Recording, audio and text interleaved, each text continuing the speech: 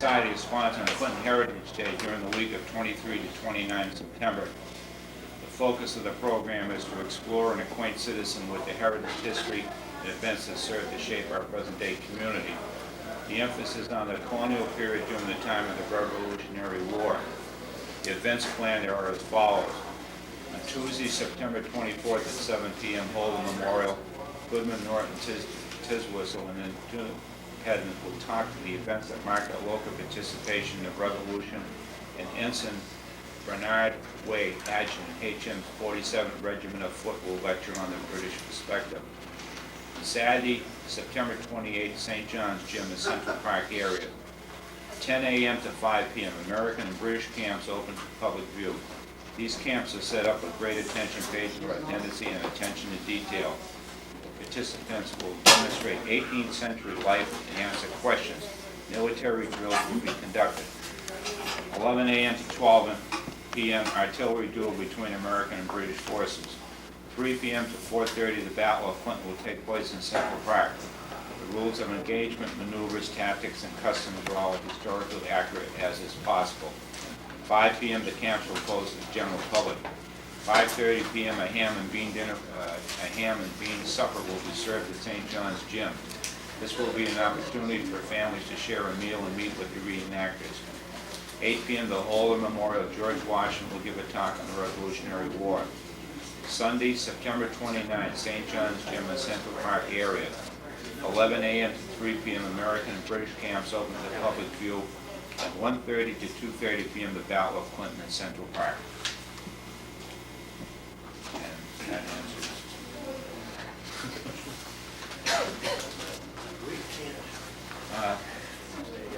Do we have anybody here who would like to address the board before we go into our normal business here tonight? And any other questions?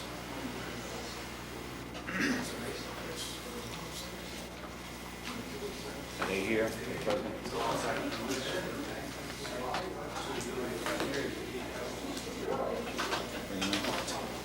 Tony?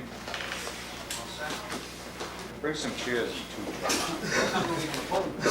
Right here in the middle.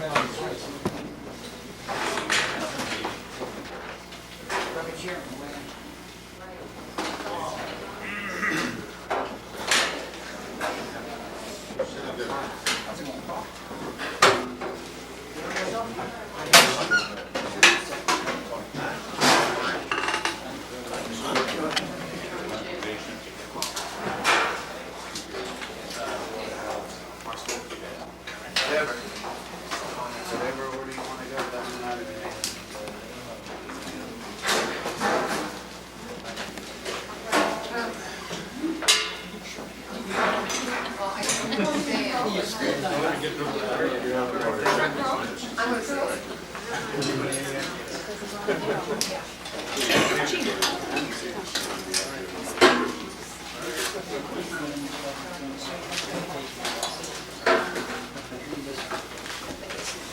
Jimmy, you want to come in? Get some seats.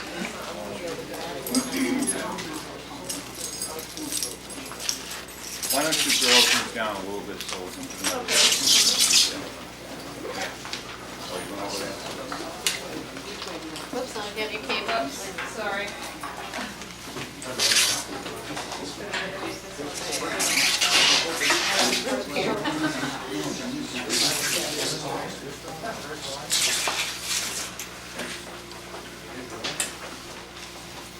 This is going to be a joint meeting between the Board of Selectmen and the Conservation Commission, Board of Health, and what other boards are here?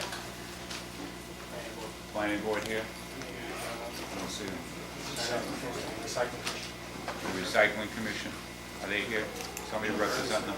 Huh? Sure, Derby's representing. Or is he?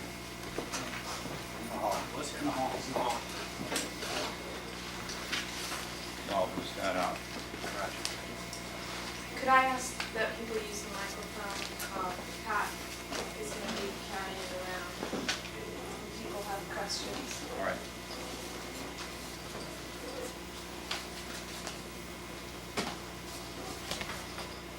I believe what we're here to address is the ICR, which is the new landfill operation that we plan to put in the town of Clinton and to the rear of the present dump truck off the South Main Road. I don't know who wants to start it off first here. Tony wants from the Board of Health or what? You want to open it up, Tony? You wanna Sure, open it up? that's fine. We, after a few meetings and reviewing the present site in Barry, the site, the proposed site up the South Meadow Road, and meeting with Mr. Foley and addressing concerns that we had and concerns that were voiced by residents of Lancaster and Clinton. At the last meeting, our meeting Saturday, we have decided that the Board of Health, based on the original criteria for site suitability, has no problem with the RCI proposal at that particular site. We're satisfied that environmentally, this company has already addressed the issues that were concerns of the board and concerns of some of the residents. They're environmentally aware. They're aware of the noise problems and the traffic problem and so on. So we're satisfied that that all of the criteria for site suitability is met, and any problems that may arise are problems I believe and the board believes that can be negotiated out in final contract for any small problems, small issues, or whatever. Mr. Foley was very amenable to any problems we might have or issues we might have that basically depend upon how we negotiate the final contract. So the Board of Health basically recommends that we move on with this. That vote was unanimous for what? 3 members? No, there was 2 members there, 1 member was absent. Two present, Correct. 2 members present. Actually, we've got a letter for you, Jimmy. Record.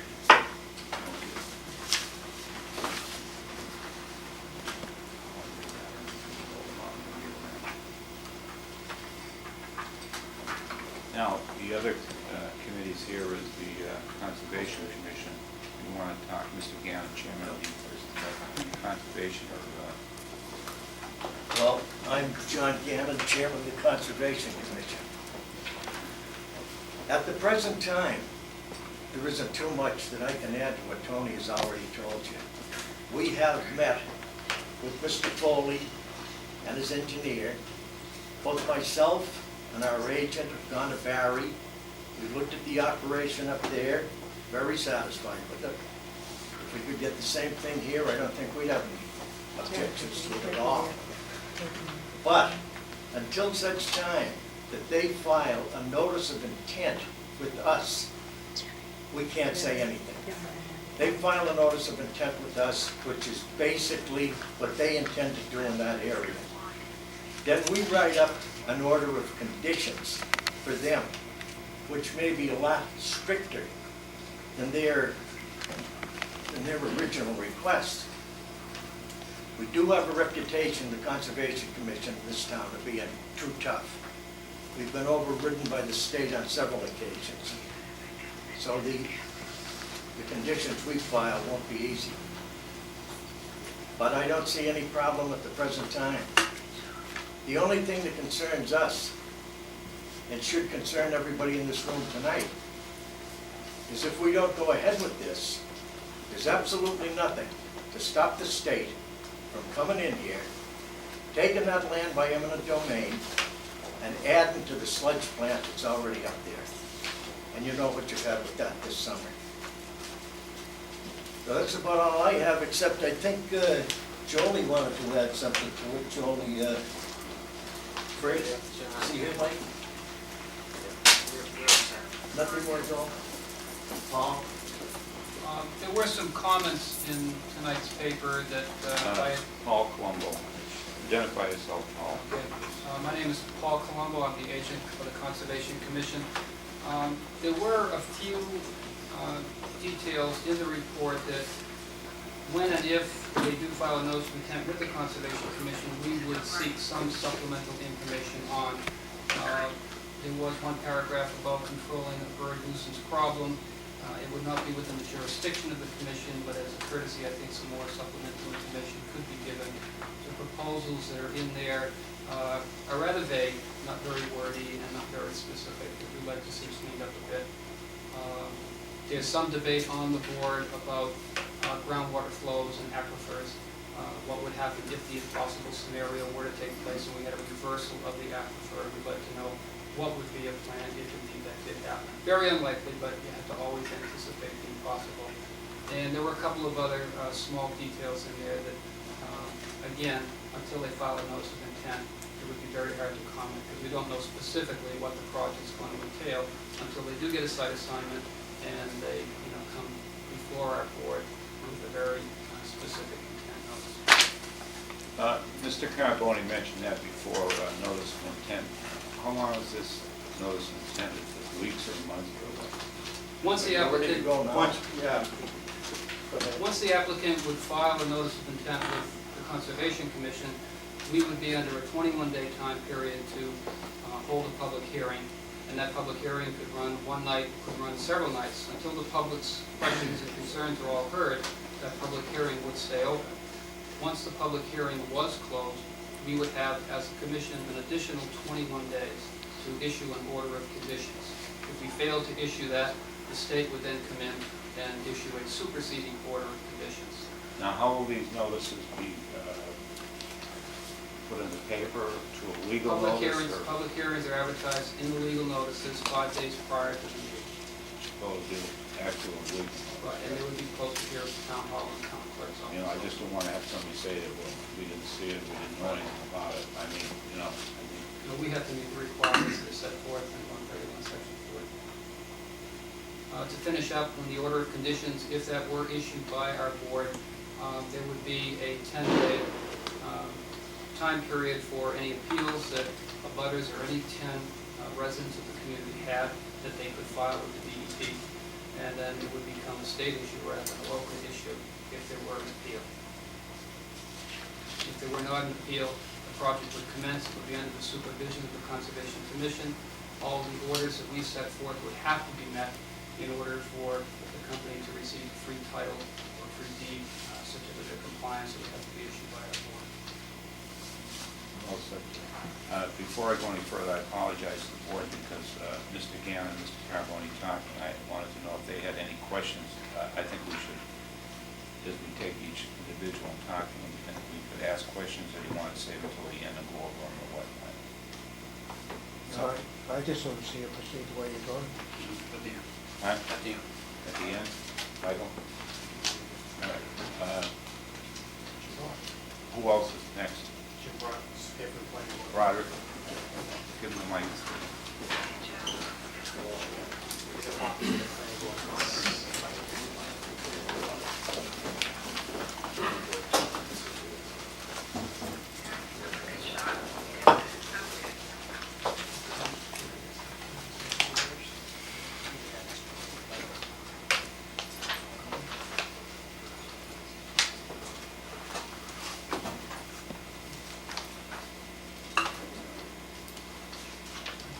Quite Jimmy. Okay, basically, it's planning. Introduce yourself. It's, Jim Broderick, I'm on the planning board, member of the planning board. We read through the plans and we came up with a series of comments, some of which we did not have answers for, and that's why a lot of these comments have been addressed in a letter. I think you may have a copy of it. One of the biggest concerns that the board has had is the entrance, the access and egress that was proposed to come off of South Meadow Road. There is no indications in the access and egress as to site distances. There is some reference to a somewhat poor site distance in one direction down South Meadow Road. Their method of removing that would be to take down a hill that exists right at the access to the proposed landfill. Another question that we had in regards to using South Meadow Road is the causeway.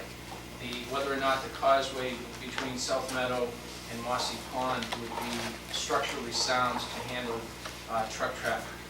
There seems to be a narrow constriction of that road.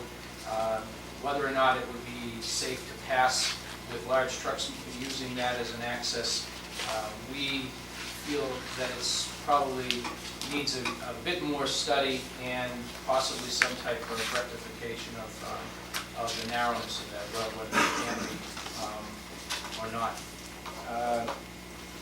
There are a number of comments in this draft proposal as to what could be done at intersections. One intersection is at the intersection of Route 110 and South Meadow Road. Some type of repairs or turning radius would have to be increased at that intersection. There is no indication as to whether or not the applicant would be willing to pay for that increase, or whether it would become a responsibility of the town of Clinton. There are a number of other intersections that they have addressed, and they have given some type of rectification of those intersections with either stop signs or some type of a stoplight. However, again, there is no indication in the draft report as to who would be paying for these upgradings. Truck routes, we found also, were somewhat sketchy. It does appear to be using some of the main roads in the town of Clinton, but we are not really, there's no real diagram as to which of the main roads into and out of the town would be most used. Would it be 110 coming off of 290, or would it be Route 62 and coming across South Meadow Road? Would it be Route 62 and Route 70? How much would each one of these roads be used? 495 coming down Wattaquatic and Water Street was another truck route, but there's no real indication of how much truck traffic would be on each one of these main roads. I think that needs a lot more study, at least give some indication as to how many trucks they would be anticipating using each one of these main roads. Traffic in general, we had some concern about. They have an indication in their report that 70 truck trips per day would be coming into and out of that landfill. But what we found out in that particular study is that not only is it a landfill, but there are plans for a composting facility, a recycling facility, and a waste wood facility. Will those generate additional truck trips that are not indicated in the number of trucks that would be bringing in the solid waste? Or is 70 truck trips per day including all of these other activities that would be looking to take place? Another thing is daily cover. Will the 70 truck trips per day include the number of trucks that may have to enter and leave the site in order for you to supply with a certain amount of daily cover? I think that we would like to have just some sort of answers on in regards to that. So I think from the list of questions and comments that we had, we ended up with about 55 questions that we had in regards to certain aspects of the draft report that we just really are not sure of. We did not have we are not engineers, and so therefore some of these questions may be easily answered. However, at this point we have these questions, and so we presented them as comments. I think that one of the things that we had mentioned, or I should say that the draft had mentioned, was that the maximum height would be 500 feet plus or minus. Now, does that 500 feet indicate a 500-foot elevation above the existing elevation, which is I think 365, or would it be 500 feet higher than what we have at present. There's somewhat of a difference in 500 feet above the existing grade or a 500-foot elevation. I think that just, some points such as that. Other things that we had questions on were, let me just see, I'm just trying to hit the high points. Yeah, they have a composting material. We just were wondering what was the quantity of compost material that they may anticipate at that landfill? And also, what's the quantity of waste wood processing that they would anticipate? Will these operations take place on, say, cement padding? Would there be a leachate collection system for these additional operations? Those are some of the questions that we had that didn't seem to be addressed in the draft report. The volume of leachate. I think they made some reference to the volume of leachate that they anticipated on a daily basis. As to how they were going to treat the leachate and dispose of it, I think they gave several alternatives, but none of which they said this is the way we will be treating the leachate that is derived from the operations there. I think that just the daily, the number of days in which they were going to operate. They have given indications, or some of their figures are based on 312 days per year, which calculates out to every day but Sunday. I don't know if that's what they're using as an estimate of the number of days they will be operating, or does it just simply mean that is an estimated number of days that they potentially could operate. So I think what we had in going through this draft is we had a lot of questions. Many of them dealt with the number of truck trips, the traffic patterns that they would use, the structural integrity of some of the bridges that they would have to cross in the town of Clinton, as to whether or not they would be impacted by the amount of truck traffic on them. I have one question, Jimmy. Number 12, number of parking spaces available. Yeah, number 11 sort of, it's a follow-up from number 11. They say a maintenance facility was mentioned, but yet they've given no details as to the size or the use or the contents of a maintenance facility. And if they have a maintenance facility and you have 8 to 10 workers, which they have anticipated, would they have a certain number of parking spaces? Is this facility a structure? Is it a building? Would it have facilities available to the workers?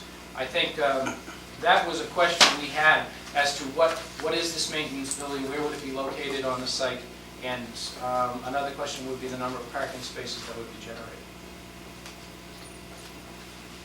I mean, these are basically, those are some of the, we had about 55 questions that we just did not have any answers for. 55 questions. Do we have any other members of the various boards that want to talk, be addressed? Conservation, any more here, John, New York, Board of Health, anybody? The planning board?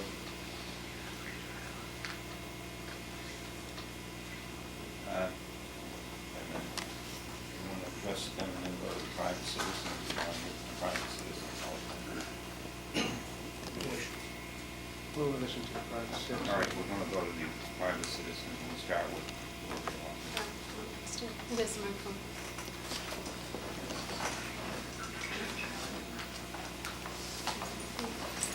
Just stand by Yes, this yourself. is Mary Ann Stewart. I'm a concerned area resident. I'm very much against this facility. I have some very definite concerns as to why I am. Some of the major concerns that we have as a group, we are very much concerned about the proximity of the facility to the Wachusett Reservoir. We have sent some information to Boston DEPA.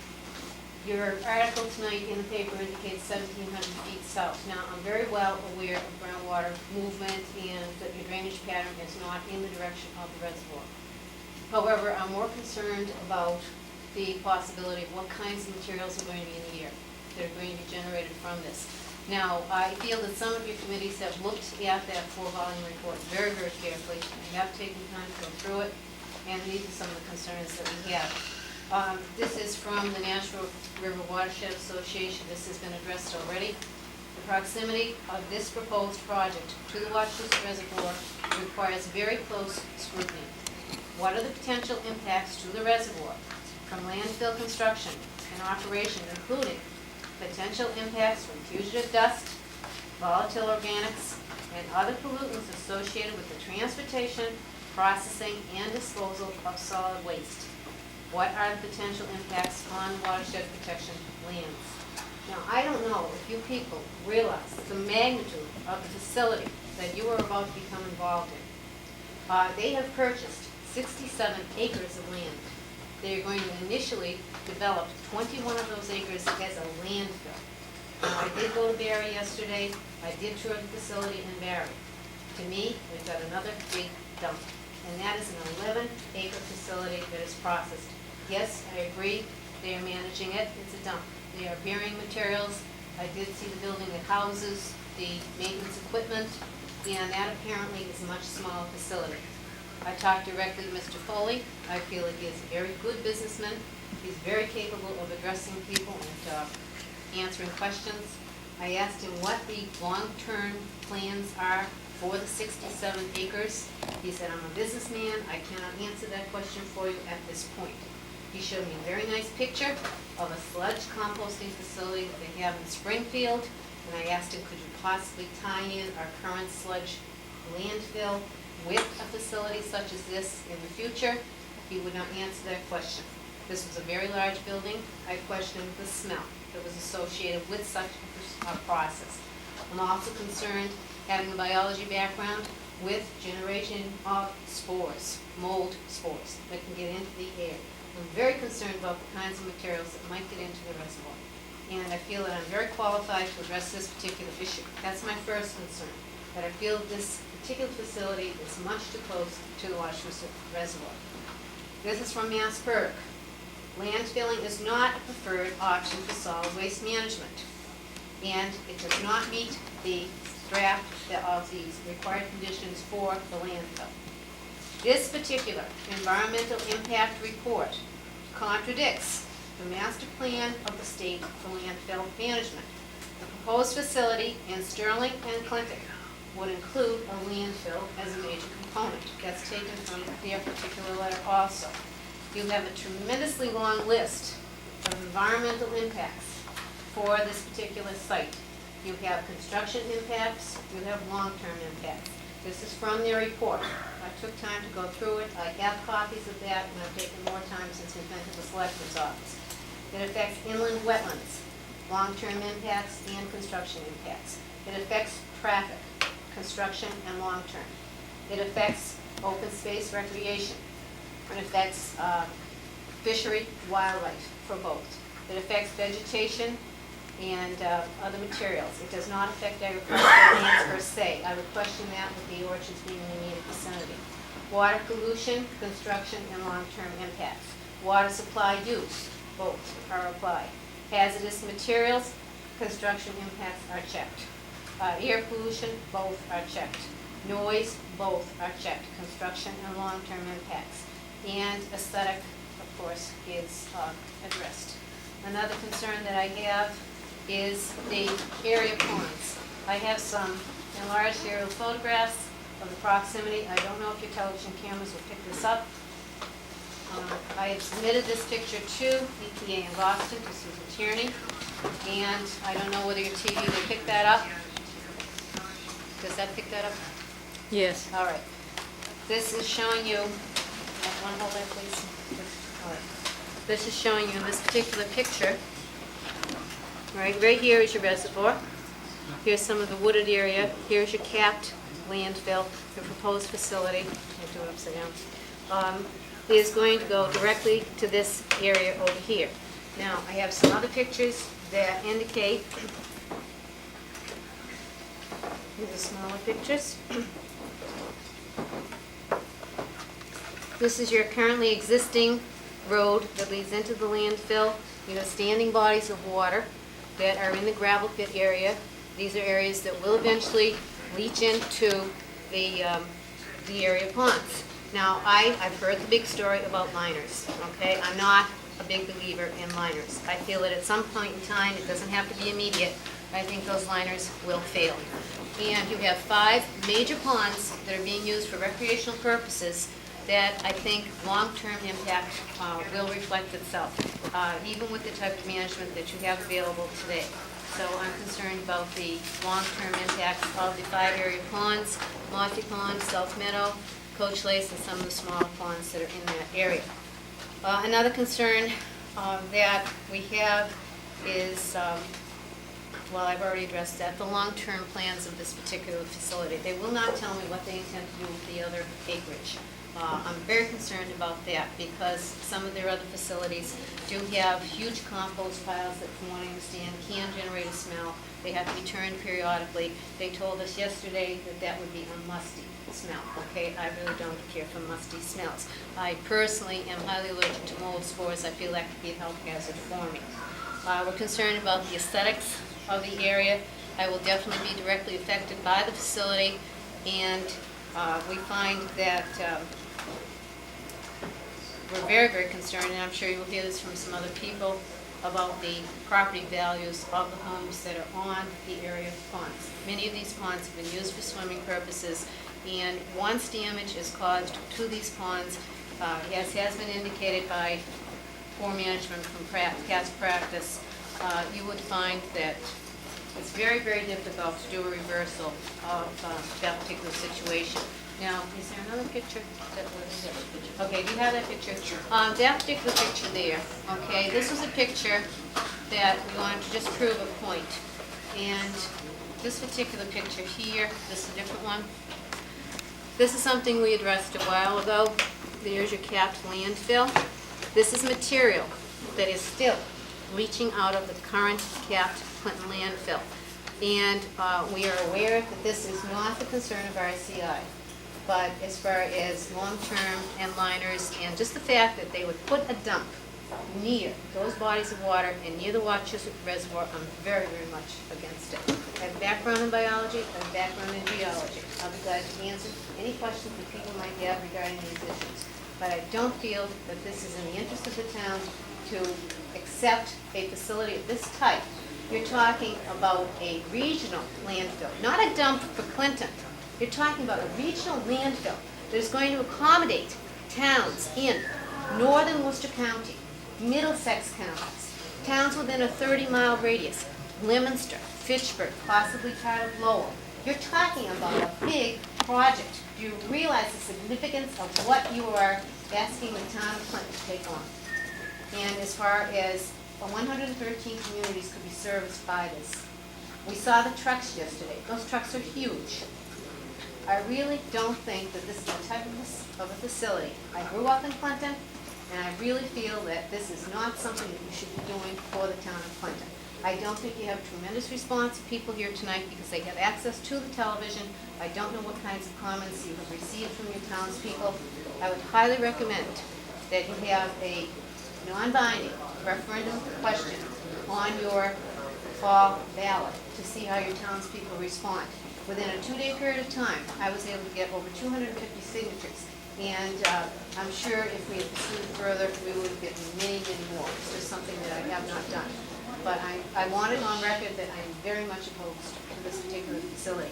Even having gone to Barry yesterday, they're only dealing with 11 acres. That hill was huge. They had just capped a hill. And there were birds around. I know birds were mentioned in your article. They said they were turkey buzzards. They said they had no problems with the seagulls. I didn't ask what they did with the seagulls, okay? But I'm sure the seagulls, if they find a landfill, they're also going to head right back to the reservoir. We've had problems with bird droppings, the geese, the seagulls in the reservoir. And if you're providing them with some nourishment, they're going to be looking for water. They're going to head right back into that reservoir. You have a lot of concerns, and I really don't think you know what you're getting yourself in for. Thank you. Could you give me a street address, please? Yes, Beach Point Road, Lancaster. Where? Beach Point Road. Beach Point. Oh, that's Lancaster? Yes.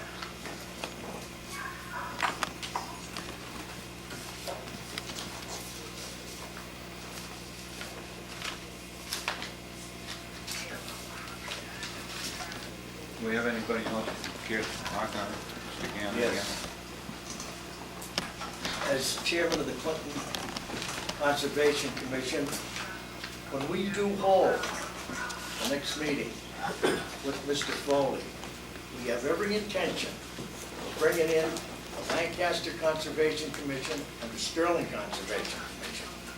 We're not trying to pull anything over on anybody. We don't have to do this, we're gonna do it. So, we're doing everything we can to be fair. But we still have to go for the town of Clinton. Whatever the final outcome will be, I don't know. I don't know how the vote is gonna go on there. But right now, the town of Clinton is paying $35 a ton to have newspapers hauled away that are being brought up here by residents of the town of Lancaster. You know, Lancaster is in no position to start telling us what to do as far as the dump goes. They lost the vote down there and everyone in this room knows it. All So- right, John, we don't need that. All right, that's all I have to say on it. Gloria Dow, 115 Beach Point Road, Lancaster. I may be selfish, but I live right opposite this proposed landfill, okay?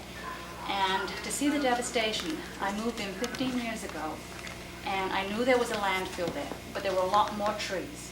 There was a buffer of trees. Now, to put in the sludge landfill, they took down so many trees, I can hear trucks going back and forth. I can hear everything that goes up there. Also, I can see everything. Now, we're talking about, I went to the Barry facility yesterday, and I saw, it's a very well-run dump, but I saw mountains that, I don't know, 300-400 feet, and I'm directly across from this, and what I'm saying is, I think everything I've worked for in my house, if I bought the house because it was in a nice location and you couldn't see the dump. Now I can see the trucks going to the sludge dump. Maybe I'll be able to see the trucks going up to the other dump behind it, and maybe a few buildings. Now, to me, I don't want to sacrifice my life savings for the town of Clinton, I'm sorry. And I don't think we should. And you're asking me, or anybody that lives right opposite, to say, well, you know, you don't have any equity in your home. Who's going to buy my home opposite a sludge dump and a town dump? I mean, I just, if I'm selfish, so be it. But I don't think anybody wants a town dump to be looking at a town dump. And as far as Lancaster, yes, they've turned down a lot of things, but I don't think I have to sacrifice personally a lot of money, and I'm very much against it. Any other speakers? I have a question. Why don't you introduce yourself? Carol Buzowski, 15 Woodlawn Street, Clinton. And my question, I have actually two questions. The first question is, I hear you battering around about how much money this can help Clinton out. And as far as I'm concerned, I don't care how much money it's going to make. And I live on Woodlawn Street, so supposedly I wouldn't be that much affected. But last time I watched this meeting, I heard people who were living on Scragg Road. And they were talking about their wells. And all I thought of was, wells? Why would anybody want to build a house anywhere down there and have a well? What about those people? Is it money so important that the health of the people in that area is inconsequential? If 3 people 25 years from now get leukemia because of what comes out of this next landfill we're going to be down there, is that okay because we saved ourselves $200,000 or I saved $100 on my trash bill? Years ago when they put in the old landfill, then people at least could say they didn't know the environmental problems. But you people on these boards, you can't do that because you know that environmentally there could be problems, but you're willing to ignore them because of the money that you might save. And as far as I'm concerned, it's not worth the money. And secondly, I've come to town meetings where I had to sit and vote because Mrs. Smith wants to collect Mr. Smith's pension plan. And we have to come and vote about it. Or we vote because we have to buy a new lawnmower. But on an issue like this, 3 people on the Board of Health are going to decide for the whole town of Clinton? It blows my mind. I would like someone to explain to me why 3 people can decide for the whole town of Clinton that we're going to have a new dump But yet, when we want to give Mr. Smith's pension, we all have to come and vote. Thank you, Chairman. Mr. Carbone. Just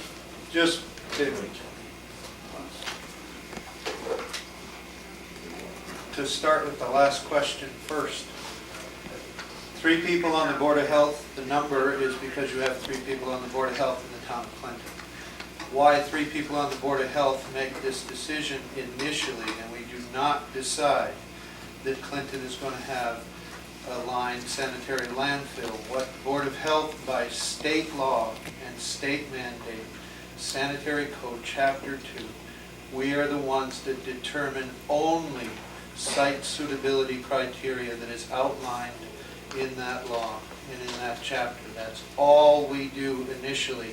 And then the DEP reviews that, and then a letter of intent, as Mr. Gannon has spoken about, is sent to the town. Then the Conservation Commission gets involved, then every other board gets involved, and then all of the boards in the town end up negotiating a final contract if it comes to that. The Board of Health does not make a decision that the town's going to get this.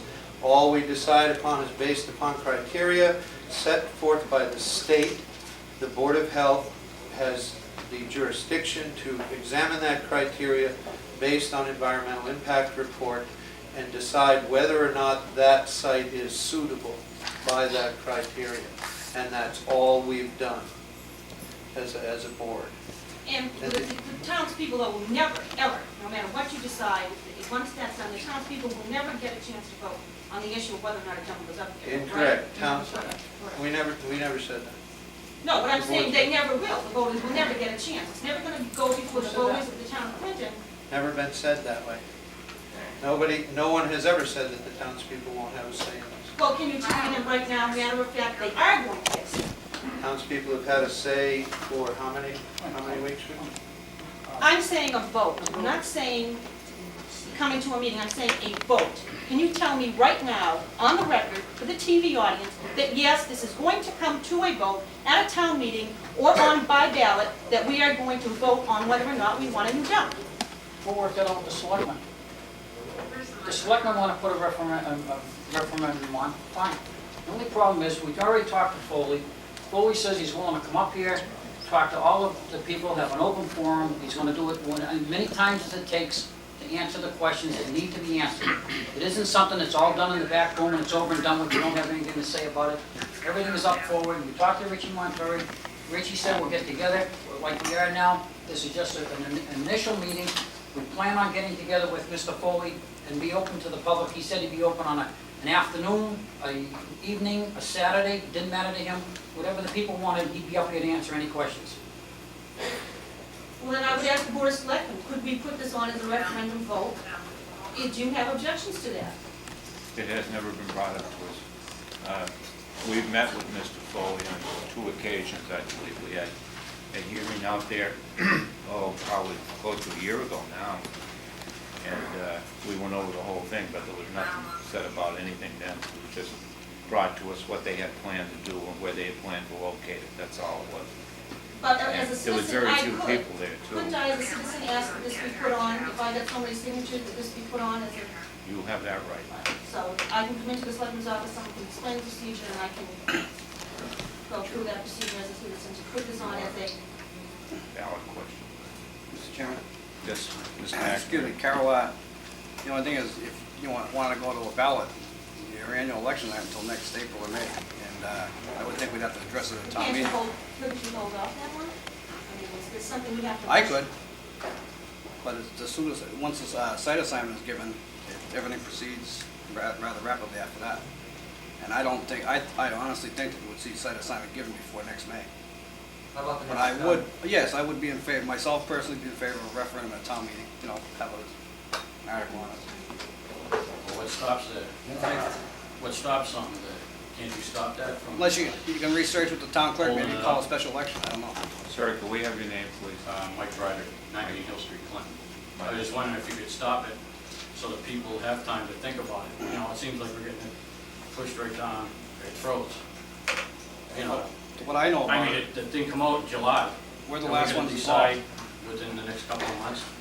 what I know about is we're the last ones involved. And it'll come, if in fact they get site assignment, they will go to the different boards, conservation, planning board, traffic committee, so on and so forth.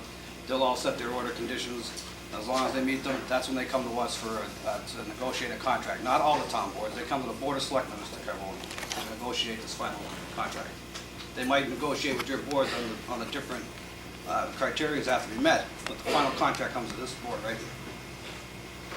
Where do they get the site assignment from? From the Board Board of of Health. So if they can hold it up until a meeting comes up, then We get them to hold it up. I prefer we just go to a ballot, because that way you're getting 2,500, 4,000 people addressing it rather than 300. Mr. Calerio. Yes, I had, listening to Paul Calerio from 157 Park Street, I've been listening to all of the people and all of the boards, and I think maybe it would be recommended that after we hear from all of the boards, after all of the questions have been answered that they have submitted to RCI, that the boards then would come out with the final analysis as to their ayes or nays, and present that to the selectmen. And I think now maybe a motion is in order that before the selectmen act on a contract, that it be put on a referendum. I would make that motion now. Is this the proper time to make a motion of this nature? It's a suggestion. We'll take it at that right at the moment Take it here. under advisement. It's a good We'll take it suggestion, under Paul. advisement right now. Because we want to gather a little bit of this in to see what, where it's coming from too. This is the first meeting we've had really open that anybody can have. We've had those other meetings, but there was very, very few people at them. They were advertised in the paper, there was not a notice put in, but they were mentioned that we're meeting with them. That's a year ago. The board, most of the members of the board have gone to Barry and looked at the facilities up there. And I think Mr. Champagne has been up, and Mr. Ackerman, and Mr. Wood. I have not gone up, and Mr. Bates has been able to. I haven't gone up. Can Yes, I ask a question to Mr. Champagne? Oh, wait. Bender? All right, is there a reservoir next to Barry landfill? Yeah, they have a treatment, I can't remember what they call it, but there are like 5 baths that water goes No, I through. mean a reservoir. Is there a Is water there a supply? water Yes, supply there for the is. people? Yeah, the Ware River goes Yes, it right is. by it. 30 feet. Fact is, Drinking water? yeah, it's, Drinking what, water for the city of Boston. yeah. Goes It's right by on it. top of this it's land. right next It's to it. closer than 1,700 feet. 30 feet. 30 feet, yeah, it's very The close, road I know goes that. right, as you drive down the road to where the landfill is, the landfill's on one side and the water supply is on the other side of the road. could I have your name, ma'am? I'm Amy Gould, I'm with the Lancaster Board of Health. All the rest, put it anywhere. I met you. Tony, you had another question. Well, all I wanted to do, Mr. Chairman, was basically alleviate any of the concerns that people have that this is being shoved down their throat. That is exactly, Mr. Paderio, what happens, is we go by the state criteria, listed criteria, and we say this suit is citable. This site is suitable. And then exactly what happens is the letter of intent is sent, and then public comment is open, and that whole process takes place. That's exactly what I happens. understand the total process, I was just trying to see if the selectmen, before they act, are they going to That put would it be on a up to referendum? them. That was my question, not the letter of intent or the board's actions or reactions to any of That the would, questions. that I'm sure would be all up to them after they hear all of the comments and answers to the comments. But just to let the residents who are concerned know, the Board of Health, before making a decision to say that this site is suitable, took into account all of these concerns. We took into the account the proximity of the Wachusett Reservoir, which is 1,700 feet up gradient. We took into account the air pollution that may be generated by going only by what we could go by, and that would be that the proposal is for the same type of landfill as the one at Barry, and there is no odor problem. There is, I'm sure, with any dirt road, you'll get sand and so on. But we also had to consider that there's a river that feeds from a reservoir 30 feet away from the edge of their down gradient border of their landfill. And they monitor it constantly. I myself witnessed water monitoring that was not canned. It was taken while I was there and run through the monitors and that, and there were no problems with any of the water that's Class A water that is coming out of the final treatment lagoon, which is simply treated aerobically and with no chemicals. It's Class A water by DEP and then pumped into an adjacent rocky area so that it then filters naturally through the sand and so on. And there are monitoring wells all along that riverbank, and they've not had any problem. I stopped and took some water out of the river myself. I wouldn't drink it. I wouldn't drink water out of most rivers in this country. But it looked clear. It's not, doesn't smell. It doesn't have a lot of sediment in it. There are no odd colors in it. It's basically clear. The volatile organics are again monitored constantly every day, all day long, and the volatile organics that I saw being monitored at the Barry landfill when I was there was the methane, and there was not a serious problem with that because of the active landfill that was open at the time, and the closed one, there was not a high level of methane that was coming out of it. The smell from sludge, the sludge smell is not an issue for RCI, except that, because that's coming from MWRA, except that, again, I go back to when the final contract is negotiated. If we want to negotiate in with this businessman and say, you know, that we require RCI to dump lime on MWRA's sludge so that the residents don't smell any foul odors, then that would be something we would negotiate with a businessman. If he wants to do it, fine. If he doesn't, he's a businessman. I'm But glad you it's said not. MWRA instead of the town of Clinton. on that. Right, it's MWRA. You didn't get me. But, yeah, I did. But my point is that this may be a negotiated item because obviously if RCI is there and there's an odor problem, people in the surrounding areas are going to blame RCI, so maybe he'd rather throw some lime on than listen to it. This would be something that could be negotiated. As far as all of this list of impacts, we obviously looked all of those over. Those letters and the list of impacts come from the initial issued report from the engineers and RCI and so on, and all of those are addressed in the environmental impact report that follows in the several items. Each of that checklist is obviously what is checked off as potential areas that are impacted when the initial letter is put in, and they've all been addressed in the environmental impact. And the ones that weren't clear, we've had addressed ourselves. As far as the area ponds, again, we go back to the Barry site and look at the quality of the water around there. And the quality of the water right now in the adjacent area is, again, not RCI's problem. That's from a former unlined landfill. And that's a different issue that, again, may be negotiated. You want them to monitor that leachate? Maybe we can negotiate that. The sample's been taken and got water. Yes. As a matter of fact, one of the things that Mr. Foley is amenable to is monitoring the groundwater leachate and so on up there. But again, it's not going to be free. This is something that's negotiated in a contract. And as far as a liner leaking, first, I don't know if you've seen, that's how thick the liner is. That liner is covered by 2 feet of sand.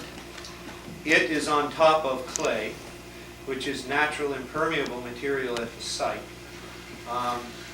And as far as that leaking, we addressed that issue, and as a scientist, my concern was, well, okay, what if it doesn't? All right, what if in pushing over some bags of trash, this thing gets a hole in it? What's going to happen? First, what's going to happen is we're not talking about a spill from a nuclear plant. We're not talking about tons of gallons of of hazardous or toxic waste. We're talking about primarily water with suspended decayed organic material in it. It's going to go down gradient underneath this liner along clay, which is basically impermeable. And then it's going to go to the monitoring wells, and these people who manage this thing will pick it up there. And then it'll be monitored constantly after that, because the landfill is shut down. You dig down into the area where the hole is, and you repair the hole. But the other side of that is, we're not asking RCI or anyone who builds lined landfills, and this is as a scientist, I'm not really speaking for the board right now, but we're not asking anyone to build a swimming pool up there to maintain and keep gallons and gallons and gallons of water inside of that liner. You want the water that comes from the decay of organic material to go eventually through that. That's why you put drains in it, and these pipelines that go to the leachate collection system, and depending on which one you choose. And as far as the leachate collection system, a lagoon system is used up in Barry. What is the better system is to take the first stage treated leachate, which again is basically water from organic, water containing organics dissolved in it, and pump it into a sewer line that goes to the MWRA water treatment plant, because they obviously have the equipment to be able to treat the water much more efficiently and economically than a lagoon system. A lagoon system is several areas of water, and it also wastes a lot of land using a lagoon system. The capping and the size of the hill by state mandate cannot change the existing contours of the land. The reason it is as high as it is in Barry is because by state law he is allowed to use the top of the trees as the top of his hill, which will not change the contours of the existing area.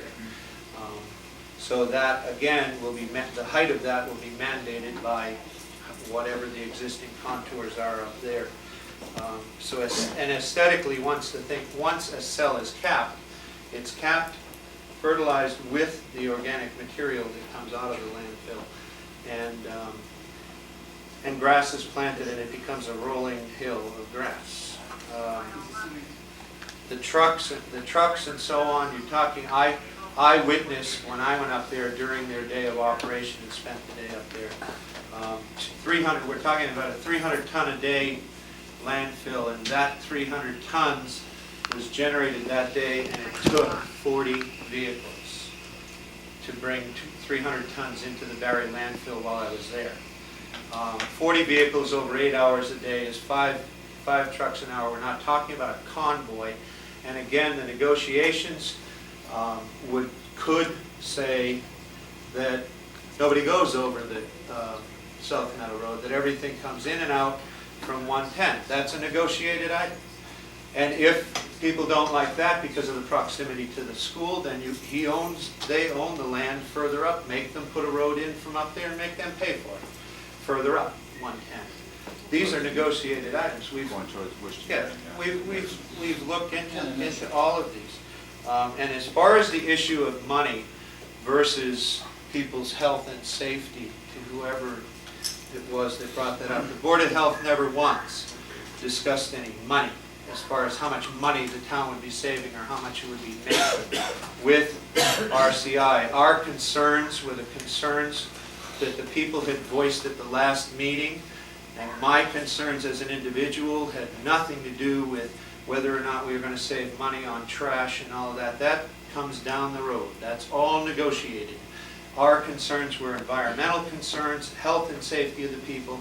The wells off of Sprague Road are up gradient from the flow of the lined containers, lined cells that will be there. They're up gradient. The Wachusett Reservoir is over 1,700 feet away. It is also up gradient. We have to remember and keep in mind what we're talking about when we're talking about leaching. We're talking about a material that comes from primarily organic material that is being decayed anaerobically under dirt. And then water carrying these materials comes through this into a drain, is collected, treated, and shipped off. The material under there becomes dry in a matter of time, and then you can have cells that can keep repeating themselves. We have looked into all of this. We're not trying to shove this down anybody's throat, and we certainly made no decision to say the people who are getting this landfill. All we're saying is that looking at all of the criteria, the site is suitable. We don't have any problem with it. Margaret? Yes. One question. Do they have any way of seaming that liner? Yes. How do they do that? He's- Because I know they develop 5 acres at a time, and then they go on and cap it and develop 5 more acres. Right. So I'm just trying to visualize, how wide these liners are and how they seam them to prevent an overlapping situation. So How that there's wide no- the liner is? Yeah. The liner covers what, each cell is how big? Do you remember how big? Should it go- How big was it? 40 by 1 20, acre. right? Yes, 5 acres. 5 acres per cell. And And then they cap that. the liner, what we saw the day we went up there, is that the liner covers the whole bottom of it, and it comes halfway down the slope. And the reason it comes halfway down the slope and not all the way up to the top is that when you were up there, you probably saw 4-inch pipes that went in underneath that, underneath the sand. That's for natural runoff, natural rainwater, so that you're not filling your system with all this natural runoff and rainwater. Especially when you have a situation like Hurricane Bob that comes through and dumps 9 inches of rain. You have to be able to handle that on top of the leachate. You're talking about that type of a lagoon system is able to handle 3,000 gallons a day of leachate. You're not going to generate 3,000 gallons of water a day out of a 300 ton a day landfill. I mean, that's a lot of liquid. And it's just that organically it will not decompose that fast. Water won't be generated that fast. Mr. Broderick? I think Tony emphasized one of the concerns of the planning board in his discussion on the number of truck trips. He had said that he had gone to, you were up at Barry, and they delivered 300 tons of refuse in an 8-hour period with 40 trucks. Now that's 40 trucks in, 40 trucks out, which means it's like 80 trips, which in an 8-hour time frame is 1 every 10 minutes.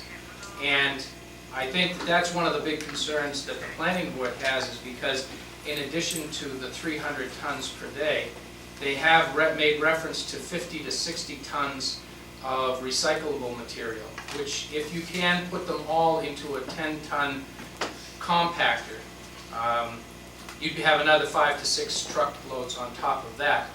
And then that's why the planning board came up with the quantity of composting material, which is an additional activity up at that area. They do not address the quantities of composting that they may have on that site, nor do they estimate the quantity of wood processing.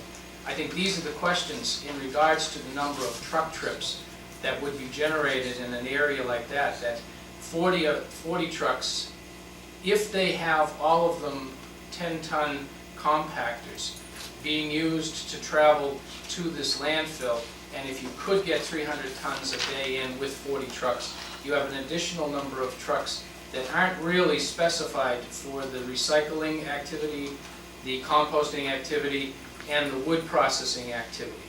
In addition to the truck traffic generated by all of these activities, there is a certain amount of cover material that has to be put on the landfill on a daily basis, which again may add additional numbers of trucks that again is not addressed in the report.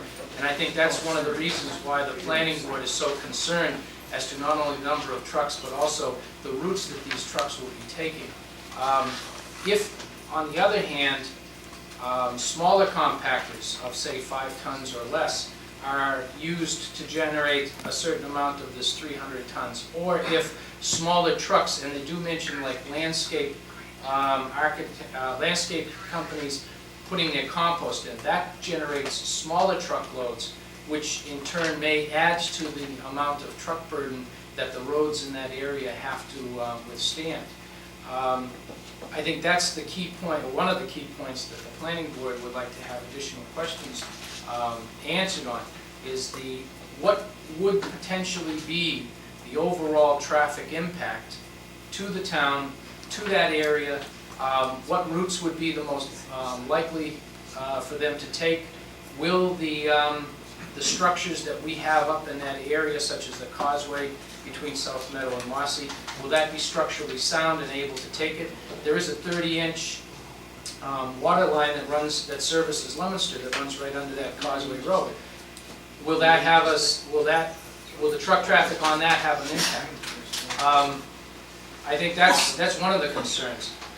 Other concern, and I think that when you question a project like this, you in a lot of times are being deemed as being against it, and I don't think that that's the intent of the planning board. It never was. I think what it is the questions that have been that we raised were basically, to our understanding, legitimate questions on the structure, that if it does come into the town, it will be in the best interest of the town, and that we will not have another landfill 20 years down the road that we have to be concerned about. I think the liner itself is a good liner if it is properly placed, if the seams are put into place, if there isn't any tears in it. There have been cases on landfills, one out in western part of Massachusetts, that failed because of a sloping when it was in place. It just happened to fail because of the way it was put in. I think that's why we addressed the question of what kind of quality assurances will there be that the landfill liner, if it is in place, will be put in. So I think from the point of view of the planning board, that these questions that we have arisen were based in fact and sort of objective questions that we really couldn't answer to our list. Mr. Dickow, somebody else had their hand up? Yeah, I did. Yes, I have a couple of questions that Mr. Carboni brought up. You're saying that, they're not going to bring in nuclear waste, but who determines what they do bring in? Do they check out these dumpsters? Do they just, where do they come from? They come from Paint, any of that stuff, not safe, there's no more lead paint, but who Trucks are monitors all- the dumpsters? The trucks are all monitored as they come in. The guy has his contract sheet, and as these trucks come through the gate, these are monitored, and then it's dumped at whatever area they're working that day, whatever active area they have going that day. And when these guys, including Mr. Foley's son, who doesn't always wear a tie, they're out there picking the bags, and these things are being pushed over all the time into there. And if there is a problem, obviously, as I said at the last public meeting, there's going to be no one anywhere in any situation that's going to be able to guarantee you that someone is not going to put some hazardous material into a bag and sneak it into, it's in a dark green or black or brown polyethylene bag, and there's no way that anybody's going to absolutely guarantee you that this is not going to happen, and that somebody in their home is not going to take 9 out of 10 of the cleaning materials that everybody has underneath their sink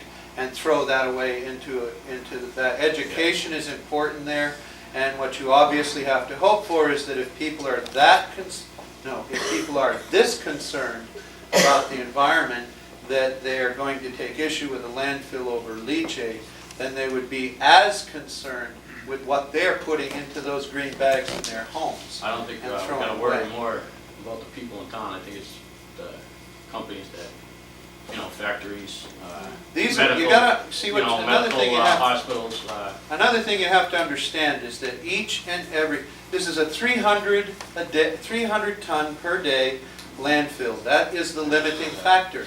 If Clinton in negotiations says we generate 50 tons per day, then the limiting factor is that RCI can only negotiate contracts with surrounding towns, municipalities, industry or whatever for 250 ton a day. If Clinton decides to say we want to be able to generate 100 ton a day into that landfill, then the limiting factor in negotiations would be that we would say to RCI as a town, when we negotiate a contract saying, we want 100 ton a day left for Clinton, and you can only go get another 200 ton from municipalities and so on. And then you're talking about them having to deal with each and every one of those contractors, whether it be another municipality or it be an industry or a hospital or whatever that wanted to dump at their site, bring in their, and if the man is as good a businessman as everyone says, then obviously he's going to make sure that municipalities or industry are not dumping hazardous toxic material in there, because DEP is constantly monitoring and going to all of these landfills across the state. They are even in the position where they will send people up and they will just do spot inspections, and this has been done at several different landfills, and people haven't been caught doing anything foolish. And when one landfill that was not owned by the same outfit was caught, it was shut down immediately by the DEP. DEP is also monitoring, you're not You have depending another just question? on Just that. one more question. You were saying they go by tree height, on the height they can go. No, they go by the natural contour. The He natural gets to contour. use the tree height. And so much It's above on that. top of the They can go hills. so much above. Not that. above. No. He cannot extend I by was state I law. understand they can go so much above the. No. He can only use, he cannot change the existing contours, the natural existing contours of the land where he builds. Any landfill, no matter whether it's Foley or anyone. And it happens to be that in Barry, they bank on a river, and behind their landfill is a natural hill that's higher than this cap. When you go up to the top of the cap, it's still higher. And then there are large pines that are on top of that. He can, when you stand down on 122, use the top of those trees as the natural contour of the land. Right. Because when he caps a cell, it's planted with grass, and that becomes part of the natural contour. That's what I was getting at. You can't go higher. There is I know that, but there is quite a hill that's in back of, where I understand the dump's going, there is quite a hill that is in back of that thing. Now, that's gonna make it quite high there. I think you're gonna see it. Small town. I think you're gonna see, I feel bad for the people that are gonna live up around that area. I think they're gonna just look at a mountain of trash. I hope the people have a chance to vote at it, on it, and Right. instead Do of. we have anybody else who would like to talk who probably hasn't talked before? Mary? Okay. Mary Chaffee, 83 Franklin Street, Clinton. First of all, I'd like to say, this isn't a football game that Lancaster and Clinton, and I felt bad that Lancaster, even though they're speaking for us and trying to be helpful, are being as if, we don't always agree on everything, but I'd like to think that in case of an emergency, we'd go to their aid and they'd go to our aid, just as we can always argue over anything else. But the idea is, I'd like to know, why do we want to dump in Clinton? Why are we even considering it? In other words, you think of a car or think of a house when you go out to buy. There's got to be a reason you're doing it. Why are you doing it? Why are you even considering it? You addressing that to us? Yes. Well, anybody. Can anybody answer why it's being We didn't bring considered? the dump into Clinton. I didn't vote for dump. I don't think any member of the Well, board this is it. voted. Why isn't, you know, We a do not own- consideration? We do not own the property. Right. No member of president Mhm. owns any property there. But a liquor license, if somebody come in, we'd get more attention with a liquor license rather than we're getting with this. And so this is why I like to think that we're gonna put it on a vote, because it must be for money. There'd be no other reason why you do it, why it's even being considered. If you're getting so much, feedback against it. And like I said, they're not making any more water. They're just not building the water anymore. And if we're gonna start ruining it, I don't know where, my generation, I'm not gonna notice it. By the time this comes in, it isn't even gonna affect me. I don't care if they put toxic waste up there, it isn't gonna affect me. But it could, my grandchildren, your grandchildren, think of those people. And that's what I don't think people realize that, nobody knows where the AIDS started, nobody knows where the cancers come from. Don't wanna ever look back years later and look in the mirror and say, geez, I was the guy and I didn't help it. At least say you're trying to do something for it, and I really think that you're looking for trouble. It is not an area, we're not talking just Clinton like she says, we're talking the whole outlying areas. Why not let's stand up and say, hey, we've got a nice town here, let's keep it this way. Let the dump go somewhere else. We'll pay our bills for it. You'll argue the first year, and after that, they'll forget all about it. They argued your trash stickers. Do you hear anything about it anymore? They put them on, don't even worry about it. And that's the same thing. You know, it goes over.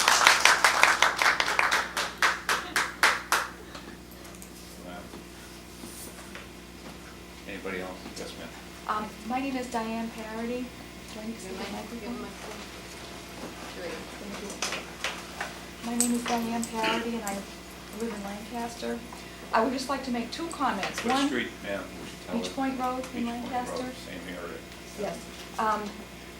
I was at the Barry landfill yesterday as well, and two comments I would like to make.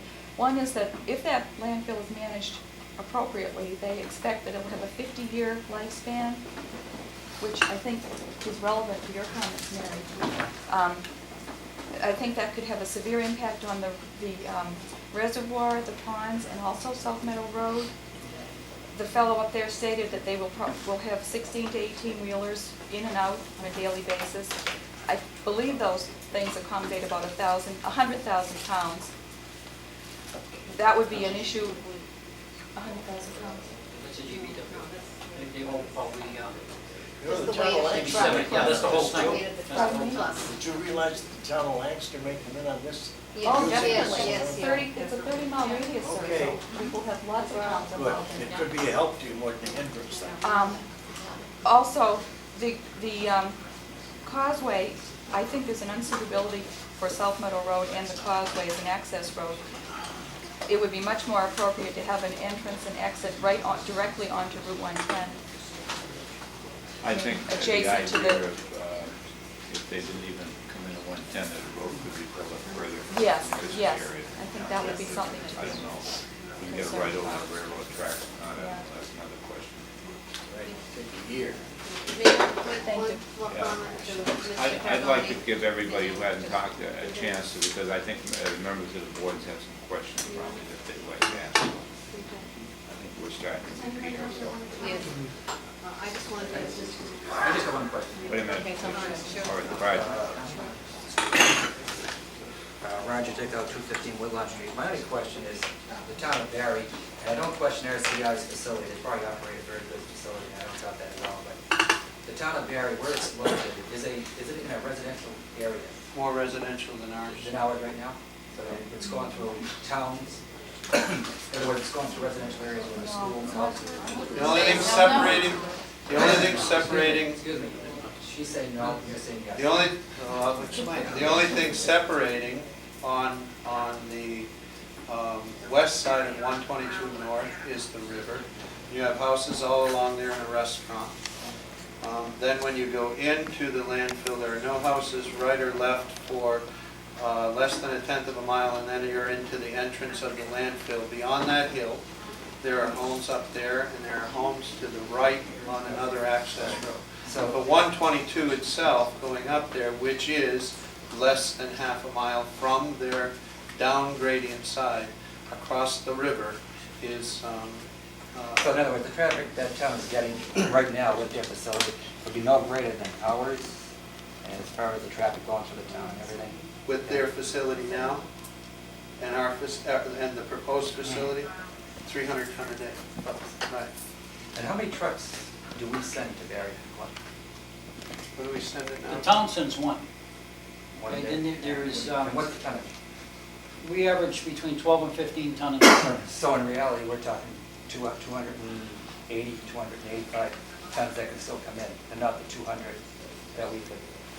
That's all, Before you were saying that we were probably. Well, we can sending turn 50. around and we can cover for the industry in town. Yeah. Because now the industry in town is, they've made arrangements with other people. We could turn around and say like Nipro, who sends a truck out, it's a 45 yarder, and that thing here is probably about 17 ton. We could figure that all in. We could say, fine, you're gonna take the 15 ton a day from the town of Clinton, then you're gonna take another 30 ton a day from the industry of Clinton. So there's gonna be 45 ton a day that's allowed for the town of Clinton to begin with. When we say town of Clinton, we don't mean just the residential trash. or you could say 100 ton, it depends on what's negotiated. But we're probably still talking more than 250 ton a day, in reality. Depends on what's negotiated. Just for round figures. Okay. All right, I think we'll close the hearing there. One more One more question comment, from this please. lady.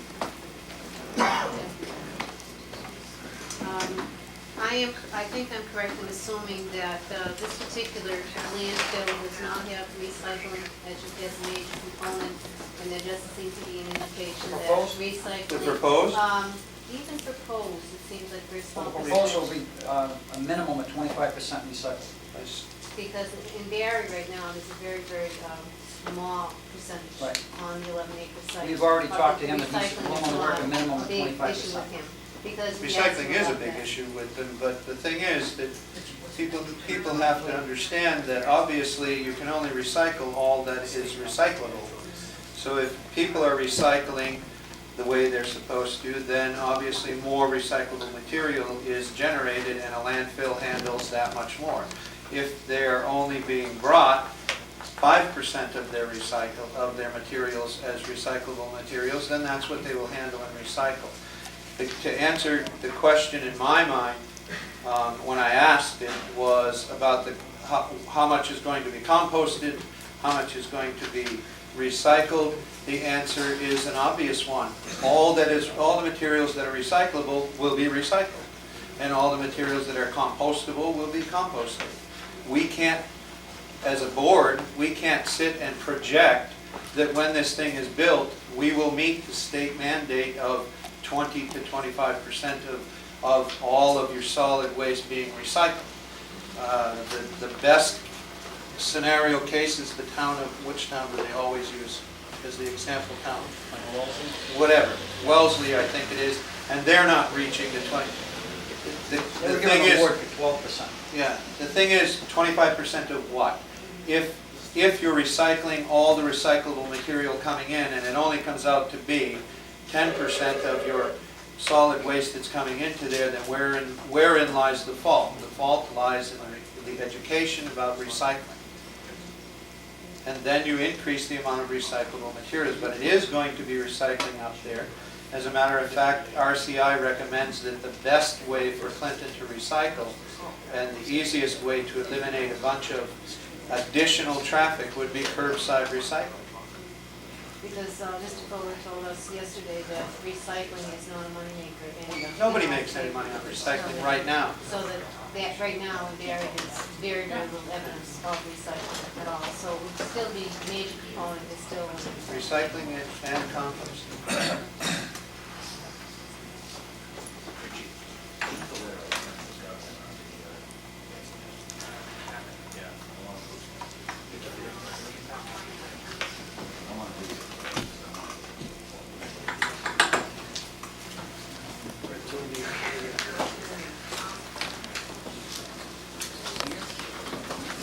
Now, we've heard from everybody. I think we've been fair with everybody and what we have. And we'll address the members of the board here would like to have any questions or ask any questions, or anybody would like to start it off as to what, Well, you have anything that you want? The only thing I wanted to say is that I appreciate everybody's input that they have given us here tonight, including the Conservation Commission and Board of Health. They've been very helpful, and like it's been mentioned, I did view that landfill up there myself also. And I know the credibility of those people is quite good. In fact, I think as you go in that landfill, I think you notice that house on the left. I think it's his grandmother or his daughter, or there's a relative anyway that lives there. And it's, It was a partner, it's not a partner. He has a well. yeah, His and he's got a well, and he's right next to him. His ex- So if there was any concern, I'm sure he would certainly have one. And I did talk at the restaurant there at that little, a lot of streets meet there. And there was a little restaurant up there, a little arcade front. And I talked to a couple people up there, and I know they were quite, happy with RCI. We have a lot of things that we have to digest, and we can't come up with any kind of decision here tonight. We don't intend to. It's got to go through the normal process of things. And I'm just happy that they are the type of people that they are, if something like this has to be located here.